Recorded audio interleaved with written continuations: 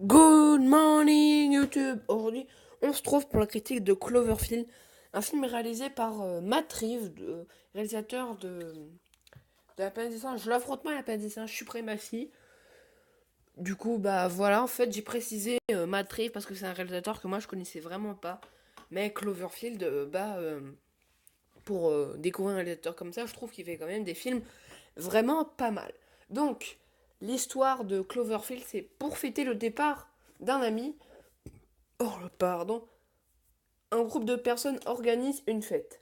Lors de la fête, un pétrolier se crache mystérieusement. Voilà, point. Plus tard, une pluie de boules de feu se produit, puis la statue de la liberté atterrit dans les rues de Manhattan. Donc voilà, c'est, on va dire, le scénario sans vraiment spoiler, parce qu'en fait, j'ai pas vraiment trouvé. Je sais pas, j'ai pas vraiment su comment dire le scénario. Et j'ai beaucoup aimé le film. Déjà, la façon dont filmé le film la façon dont le film est réalisé est juste géniale. Le film est filmé comme si vous, vous, pro- vous prenez une vidéo avec votre téléphone. Cette façon de filmer a été tirée du film Projet Blair Witch, où c'est filmé exactement pareil. Il y a aussi pareil dans Outlast, sauf que en fait Blair Witch, je vais pas vous le dire, mais en fait c'est le premier film qui a inventé comme si vous filmez avec votre téléphone, vous filmiez par exemple une expédition, et voilà, bah là c'est pareil, vous fêtez la fête d'un ami, et ça va pas se passer comme prévu, et bah c'est exactement pareil que, que dans Cloverfield. Que Outlast déjà c'est un jeu vidéo, et en plus c'est que vous êtes il n'y a pas les tremblements de caméra et tout ça. Quand vous courez, la caméra est vraiment stable. C'est immersif, l'idée est bonne, mais ça reste pas Cloverfield ou Projet Blair Witch. En même temps, je comprends, c'est le film, les films, on peut mieux retranscrire ça qu'un jeu vidéo, parce que le jeu vidéo c'est plutôt pour s'amuser, que le cinéma c'est plutôt pour se divertir. Donc voilà. Aussi, on s'y croirait vraiment car c'est comme si c'est nous qui courions et qui nous cachions.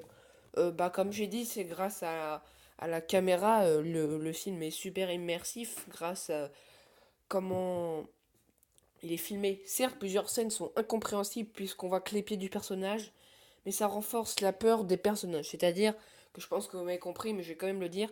C'est par exemple, c'est quelqu'un qui filme, mais en fait, il court et du coup, bah, je les comprends, les gens, ils ont pas le temps de cadrer la scène. À la place, ils courent et bah, c'est largement compréhensible. Et bah, c'est vraiment super ça. On assiste aussi à un film qui nous montre que l'humain n'est pas le plus fort. Oui, bon, ça c'est un peu comme dans tous les films de monstres, on n'y arrive pas. Euh, pour ceux qui ne savent pas, c'est un monstre, mais je pense que vous le savez.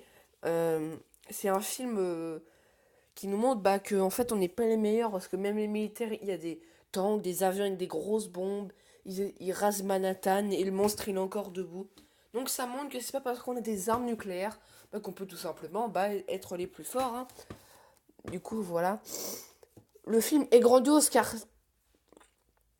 tout explose et je trouve que pour une fois ça a un sens de voir tout exploser. Alors je comprends pour les films de divertissement, mais là Cloverfield ça a un peu quelque chose derrière.